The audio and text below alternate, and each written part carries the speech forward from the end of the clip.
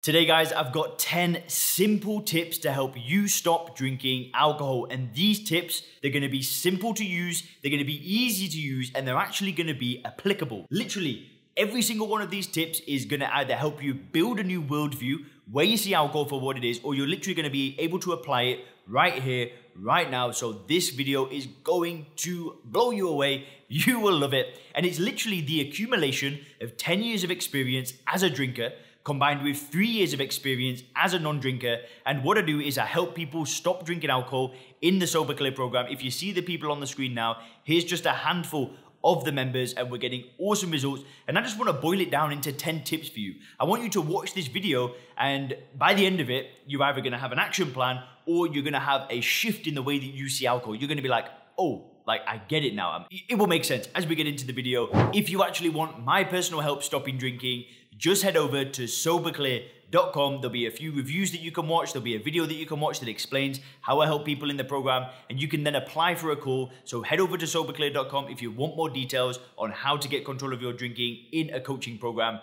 But for now, let's get into it. 10 simple tips to help you stop drinking. Now, the first tip and where it all starts is in how you view alcohol, because the world that we live in sees it as a good thing, right? That's not a shock horror. You know this. I've told you this a million times. You've probably heard other people say this before, but we live in a world that sees alcohol as a good thing, right?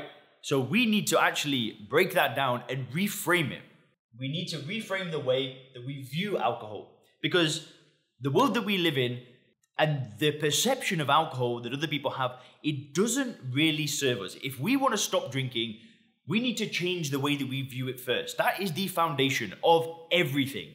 My whole channel, my whole program, anybody that's stopping drinking through watching the free YouTube videos, all of us, right? It all starts with knowing alcohol does nothing for us, because that's, we need that worldview to live in a world that sees alcohol as a good thing. We need to be able to rise above most people and most people's perceptions of alcohol and say, that's not true. And I'm not saying that you need to start hammering that and falling out with people and arguing with people. You just need to know in your internal world that alcohol does nothing for you, that it's ethanol, that it's a poison, that it's an addictive drug, and it is not helping you in any way. And the people that drink it, you just, you're not gonna exactly criticize them and hurt them and be nasty, but you see alcohol for what it is, so you don't put it in your body. And then when you see other people drinking it, you're able to just separate yourself from it and see it for what it is and just kind of say, that's not for me. And even if they turn around and say, go on, Leon, just have one. Why don't you just cut that? I just have one or two and I'm fine. And if people start saying this to you, you're able to kind of say, okay, like that's cool, but no thanks. So this is where it all starts. And the way that you can do this is, there's like 200 videos on my YouTube channel that you can watch. There are books out there that you can read. There are courses, there are programs, there's the Sober Clear program. But this is the foundation of everything. Now, the next tip that I've got for you is going to be slightly controversial, because there are people that have watched these videos that I know that you go to AA, you might call yourself an alcoholic, you give yourself up to God, and you don't drink, and you may have been on that journey for many years. So if that's you, click the timestamp in the description, skip this point, go to tip number 3. But if you've tried to call yourself an alcoholic before and it didn't work for you, or if you're not happy calling yourself an alcoholic, then don't do it. Now, I tried going to AA for about 100 days, and I did call myself an alcoholic, and I didn't drink for 100 days. I gave myself up to God. I tried to do the step work. I went to meetings. I did all of that stuff. And there was basically a time where I went to AA for like 100 days, and then I stopped, and then I went back to a meeting. And I remember I went to this meeting, and it got to the halfway point, and I think there was a break, and I just remember saying like, what the hell am I doing here? So I left, and the guy like kind of came outside, and I've shared this before, but he came outside and he's like, and he swore at me. He's like, if you fucking go back out there, it's game over. It's basically what he was saying. And I was like, dude, leave me the hell alone. And I left. And I was basically made to believe that I've got a disease. And if you've got a disease, there's no known cure for this disease. So I will live the rest of my life as an alcoholic. The drug was never the problem. The conditioning was never the problem, right? The society that we live in, seeing alcohol as a good thing was never the problem. I was the problem. And there is no known cure for my problem except to go to meetings and give myself up to God. Now, I was not prepared to do that. And basically, I figured out that there was nothing wrong with me, because when I removed the drug, right? When I removed the drug, everything got better. My life got better, my health got better. I didn't need to go to meetings. It's been 3 years. Things are still getting better and better every single day. I don't need to give myself this label. And also, if we break it down even further, It's the only drug on the planet where you're the problem if you consume too much of it, right? Any other drug out there, you're not the problem. Only with alcohol do you get this label. And that just doesn't really make sense to me. I don't believe in calling myself an alcoholic. I'm not an alcoholic. I never was an alcoholic. I had a drinking problem. I got rid of the drinking problem by removing the drug, by understanding it for what it was, and life went well. But then again, at the same time, there are people that do go this path. They go through a 12-step program and they get great results. I'm not denying that, but for me, no thanks, not going there. I'm not powerless and you're not powerless either. You're a powerful person. You've got a lot going for you. You don't need to give yourself this label. That's tip number 2. Now, into the third one. Now, the third tip that I've got for you is not to use willpower. Because if we think about what willpower actually is, it's using will, right? It's exerting will, it's using force to resist something or to do something that we don't really want to do. Like, for example, you need a lot of willpower to go to the gym. That requires willpower, right? You need willpower to get new customers in a business, right? These things take willpower.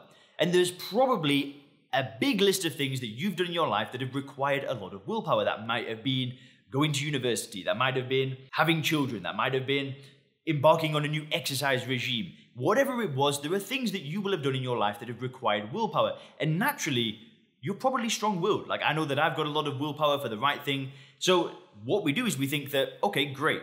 I want to stop drinking, then I'll just do it. The same way that I just go to the gym, I just do it.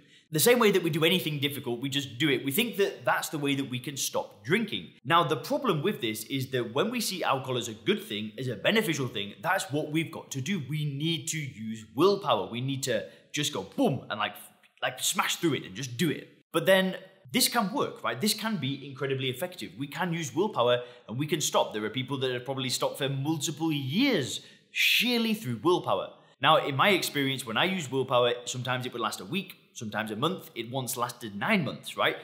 Willpower can work. But what about the days when willpower is low, right? There are days where we don't feel like doing things. There are days where there are lots of social pressures, or there's a day that we feel very stressed, or there's days where we feel very anxious. There are days where willpower is lower. So when we still see alcohol as a good thing, if we've not reframed the way that we view it, it makes sense for us to use willpower because that's just what we do. We're just going to do it. We're just going to resist. But when we see it for what it is, it removes the need to use willpower. Because if you saw a bunch of people that were taking a drug like, heroin or something like that, or smoking something like crack cocaine, you saw them doing a very hard Class A drug, you would not need to use willpower to not get involved in that activity, right? You'd just kind of be like, whoa, like what the hell is going on? And you'd leave the situation. You'd just be like, no thanks.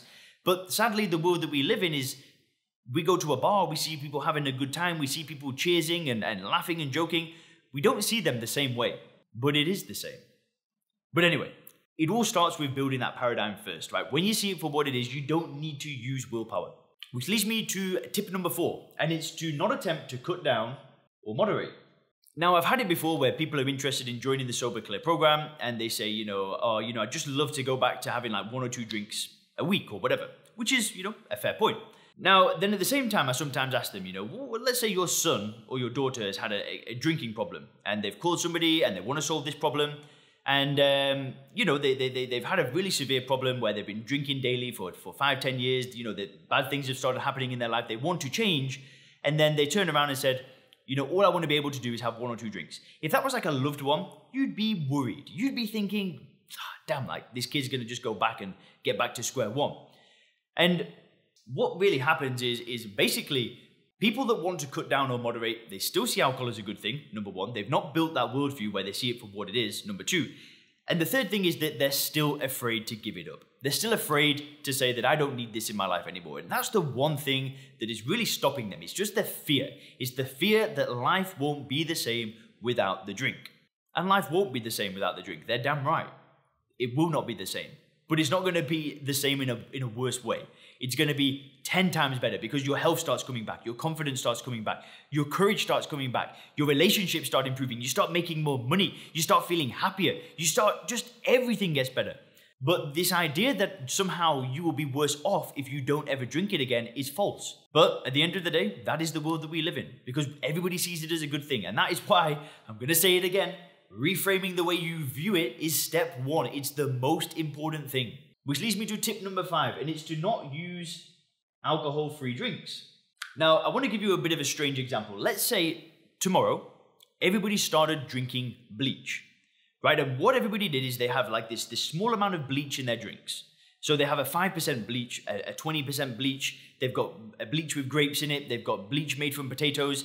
And that's what people start doing tomorrow. Firstly, you'd look at these people like they are crazy because you know that that's poisonous. That's going to screw them. But what they say to you is this is diluted. You know, this isn't bad. You know, this is a delicacy. This one's made in this special barrel, and this one's been aged for 15 years. And you'd look at them like they've lost their mind because you know what bleach is. You see bleach for what it is, and you'd think that it's just ludicrous. Now, what would you say to the person that sees all these people and they're like, dude, you guys are crazy. Like, what the hell are you doing? And then you get a drink, you get your drink, and it says bleach free. And you drink the drink. Man, like, you'd just be like, what the hell am I buying into here?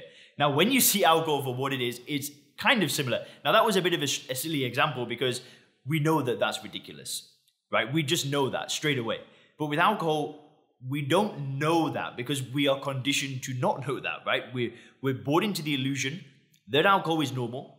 So for us to sit there with an alcohol-free drink, it's kind of normal. But it's at the same time, like, all you're doing is prolonging the illusion that it's normal.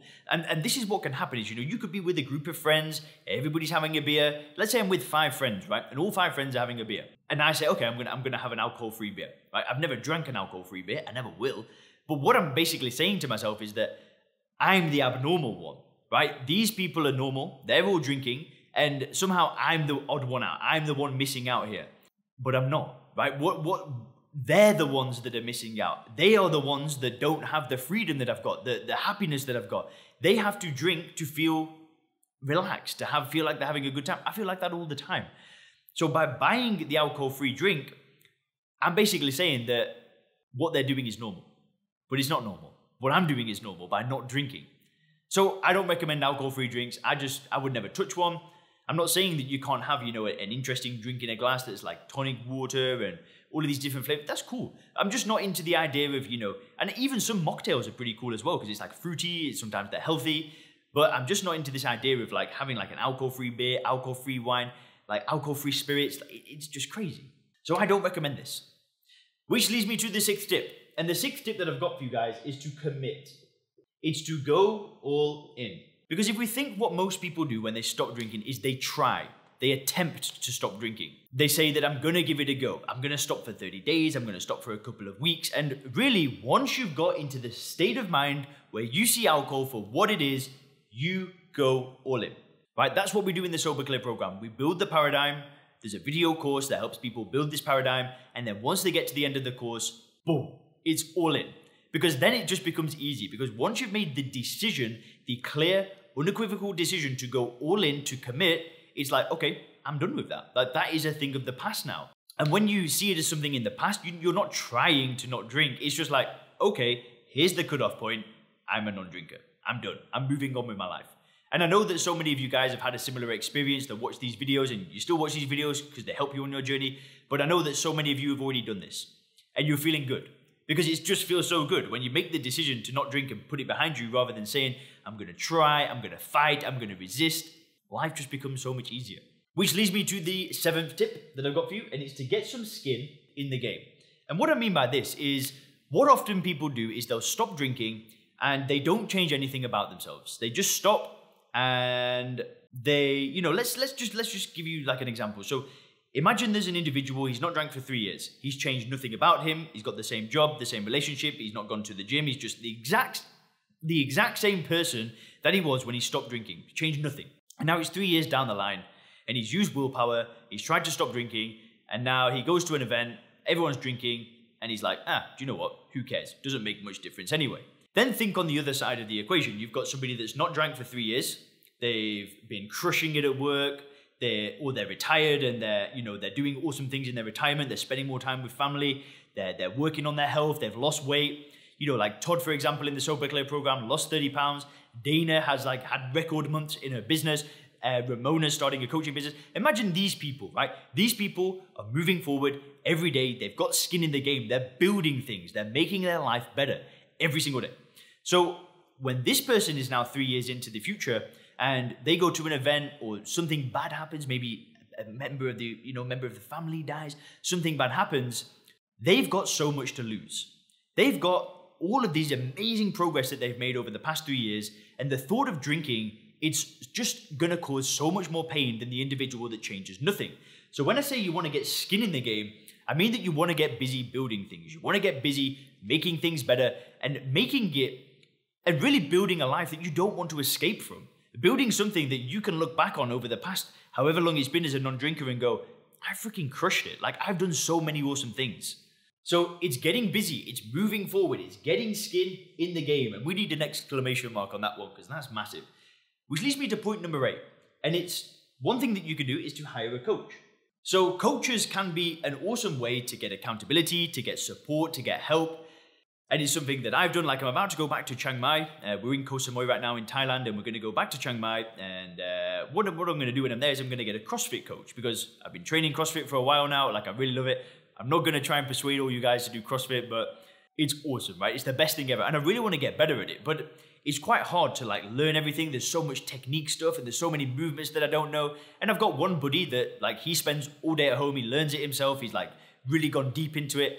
And not to take any credit away from that man, right? He's doing really awesome. He's super fit, like super motivated, but I'm just not willing to do that. Personally, I'd much rather find an expert. I'd rather find somebody that can give me the shortcut and give me the accountability and just invest in their services. Because I truly believe that coaching is the best investment that you can make, right? Stock market up and down all the time. Real estate prices up and down all the time. When you invest in yourself, the returns are long-term because you're learning information or you're learning skills or you're developing yourself as a person. Those gains last forever. They don't go away. When you invest in a coaching program, you can still get benefits from that 30 years into the future. If you, I sometimes think about some of the books that I even read when I was younger. I still get the benefits of those books today. It's the same with coaching. Sure, it costs a lot more money, but the results can be a lot quicker, a lot easier. And I'm not, obviously that's what I do. I am a coach. I help people in the Sober Clear program. So maybe I'm a little bit biased, but at the same time, I'm not saying you need to join my program, right? You can get coaches in health and fitness, business coaches, you can get relationship coaches, spirituality coaches. What I'm saying is finding somebody that you resonate with that can help you with a specific problem. And for me, it was a game changer. It was very scary the first time I bought into a coaching program because it was, it's multiple thousands of dollars more often than not. And that's a commitment.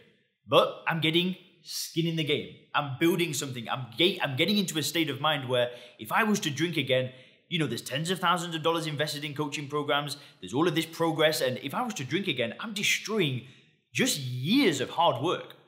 So it ain't going to happen. Hope that makes sense. Now, the 9th tip that I've got for you is to just aim for 1% better every day. Now, quite often, when we start the journey, it can be a bit overwhelming. There's people like me that are on YouTube saying, do this, do that, make this better, make this better. But it's like, where do I start? I might not be fit and healthy right now. I might be at ground zero. I might not have a business right now.